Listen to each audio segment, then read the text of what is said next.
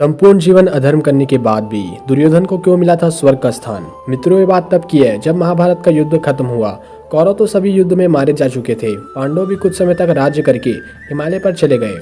वहां पर एक एक करके सभी भाई गिर गए। अकेले युधिष्ठिर अपने एकमात्र साथी कुत्ते के साथ वहां बचे रहे और वे स्वर्ग गए। कहते हैं युधिष्ठिर जीवित ही स्वर्ग में गए थे। वहां उन्होंने स्वर्ग और नरक दोनों ही देखा। स्वर्ग में प्रवेश करते ही दुर्योधन दिखाई दिया।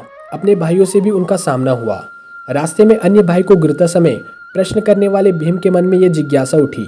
उन्होंने अपने भैया से पूछा, भैया, दुष्ट दुर्योधन तो आजीवन अनीति का ही पक्ष लेता रहा। उसने अपने पूरे जीवन में कोई धर्म का काम किया ही नहीं जिससे उसे स्वर्ग का स्थान मिला हो। क्या ईश्वर के न्याय में भी गलती है? ईश्वरीय विधान के अनुसार हर पुण्य का परिणाम चाहे वो किंचित ही क्यों ना हो, उसे स्वर्ग मिलता है। सभी बुराइयों के होते हुए भी दुर्योधन में एक सद्गुण भी था जिसके प्रसाद स्वरूप उसे स्वर्ग में स्थान प्राप्त हुआ है। भीम ने पूछा, वह क्या? भीम की जिज्ञासा शांत करते हुए धर्मराज युधिष्ठिर ने बताया कि अपने पूरे जीवन में दुर्योधन का ध्याय एकदम स्पष्ट था। उसी उद्देश्य की पूर्ति के लिए उसने हर संभव कार्य किया। दुर्योधन को बचपन से ही सही संस्कार प्राप्त नहीं हुए, इसलिए वह सच का साथ नहीं दे पाया।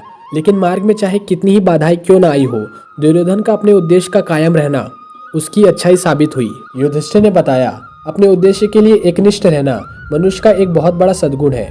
इसी सद्गुण के कारण कुछ समय के लिए उसकी आत्मा को स्वर्ग की सुख भोगने का अवसर प्राप्त हुआ है।